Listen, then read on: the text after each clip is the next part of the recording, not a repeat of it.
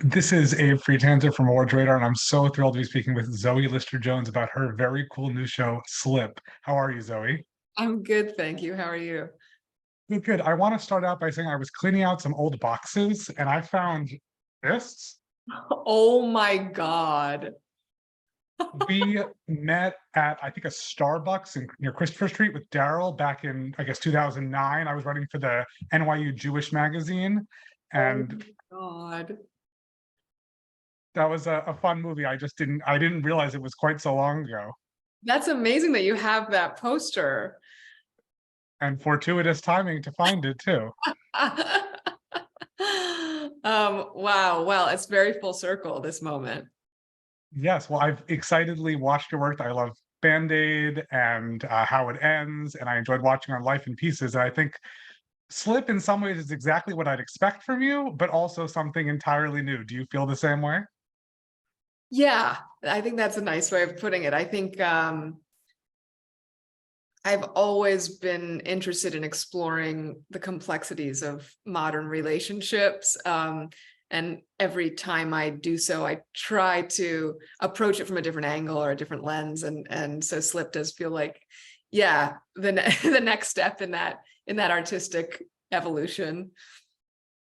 I also didn't read anything about it before watching. I was like, oh, you're in it. That's enough for me. And I was pleasantly surprised by the sort of twisty direction of it all. Where did you start with conceiving this? I always start with like a central question that I'm personally wrestling with. And I think with Slip, it was around um, what we do with our desire for more, at any stage in life. I think it's so hard to not feel insatiable and sort of restless constantly. And I wanted to look at desire, particularly through the lens of female sexuality and how those two things intermingle. And I conceived of it about a year before quarantine.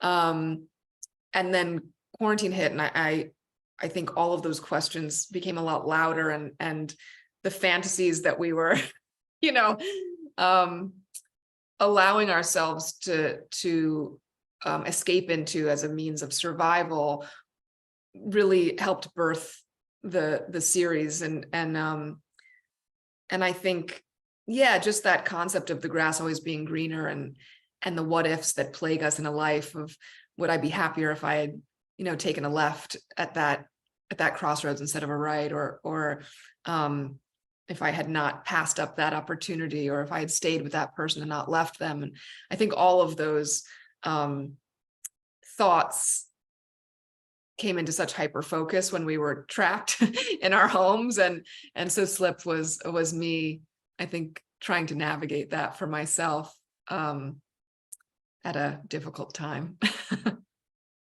Were there any rules that you felt like you had to adhere to for these invented parallel universes?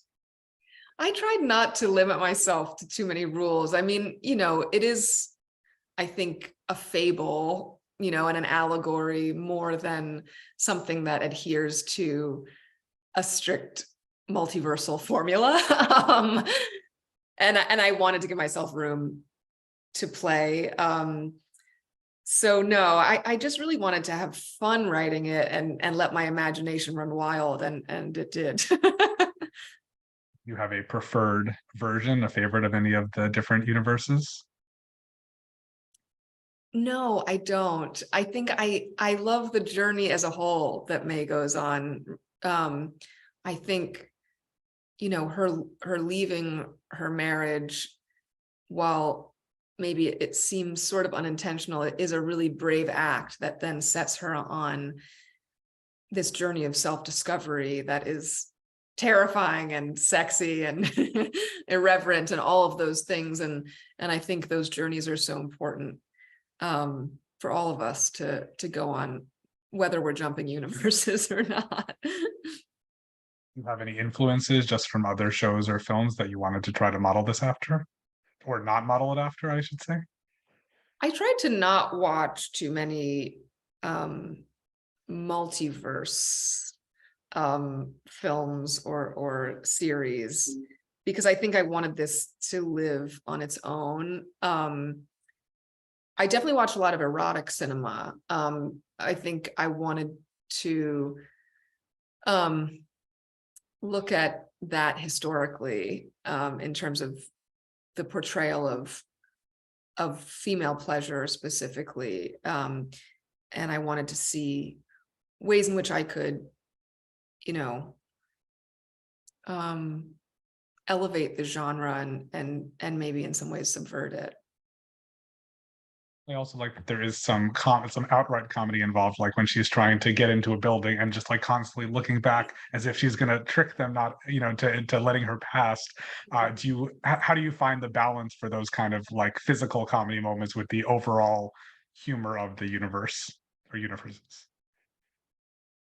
My favorite things to watch are pieces that can navigate tone semi-seamlessly, and so I always set out to do that myself as a filmmaker and creator. And I wanted the show to be funny, and I love physical comedy as an actor, and I don't get that many opportunities to play in that area. So I think it's about taking like bold comedic swings while making sure that the characters' arcs feel really grounded, because then you can earn kind of some broader strokes, so to speak.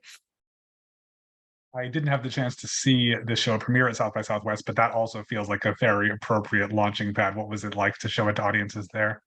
It was so much fun. South by Southwest is where Breaking Upwards premiered. And so it felt, again, like a pretty full circle moment. It really launched my career in many ways as a filmmaker. And so returning with Slip was very special. And I hadn't shared it with an audience, so it was terrifying and thrilling. And it got such a great reception, and I'm really excited to share it with the world. And it will be widely available to anybody with a certain type of TV or streaming player. How does that feel, just the accessibility level? So exciting. I mean, the thing about Roku, which many people don't know, is it's in 70 million homes. So it's a huge audience that I have access to. And even if you don't have a Roku player, you can watch it for free just on a laptop or iPad at therokuchannel.com. So I'm hoping, even though Roku is a new streaming service, that people adapt easily so that the show can really find a wide audience. Would you recommend watching everything all at once, or better to spread it out over some other period of time? Oh, I mean, I hope people binge it. All 7 episodes will be available on April 21st. And I wrote it to be binged, but I also really appreciate people who are looking to savor something. And so I would say, yeah, it's a choose your own adventure. I think I'm that way, but that's only because I watch so many shows. If I binge one show, I don't have time for the other 75 or so. So how am I gonna, get through everything? Yeah. I really did enjoy How It Ends. I feel like that was like the perfect pandemic movie, because the way it's shot feels like there aren't so many characters in each scene, but it's also very much a visualization, I think, of the exploration of loneliness that everyone was going through. What was it like to make that movie and have it be received the way it was? Yeah, I stayed busy in quarantine. I wrote this, and Daryl and I wrote and shot How It Ends, and I think both served as really lifelines at a bleak time. I think How It Ends was both Daryl and I trying to find some shred of hope around the future of filmmaking when it was very uncertain. This was before any of the protocols had even been designed for filmmaking. So we were sort of winging it and just saying, well, if we shot the whole thing outside and 6 feet apart, we'll be safe. And for so many of my friends, who luckily are incredibly talented actors, it was like their first time leaving the house. And so it was an amazing social experiment that I think was very profound for all of us, to just have that level of human connection at a time when we were so starved for it. I also was surprised to see you in A Good Person, only because that's a role that isn't inherently comedic. It's not a big, not a big part, but it was still nice to be a part of that. What made you go after that part? Um, I'm a fan of Zach Braff's, and Florence Pugh is, I think, one of the great actors of our time, and Morgan Freeman, Molly Shannon. I mean, it's an incredible cast. So it was just an honor to be a part of it. And I think the discussion of addiction and the way that Zach approached it was really special. And on the note of something lighter and I think a lot more family friendly in a lot of ways, Life in Pieces was really just that was fun. I feel like that 4 seasons is a little more than I might have expected, but also less than I would have wanted for that show. I mean, what is it like to make these little tiny stories like vignettes like that?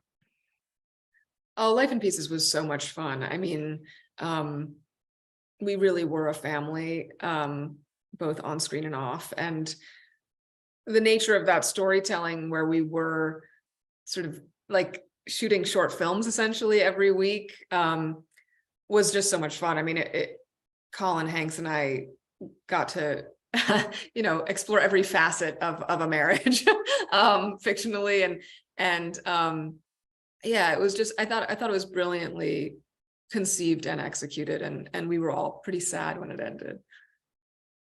Well, you have a lot that's going on. Is there anything else that you're working on that you want to share right now? Well, I am also in Ari Aster's new film, Beau is Afraid, which was also just an incredible experience, and he's one of my idols. So that's really exciting. It's coming out wide the same day as Slip. So the 21st is an auspicious day. And I'm working on Slip season 2, which we don't yet have a green light to series yet for, but we were greenlit to write the season. So we now have all 7 episodes written. So fingers crossed we get to make them. Wonderful. Well, I hope that does happen, and I wish you a very happy April 21st. Thank you so much. Thank you so much. Take care.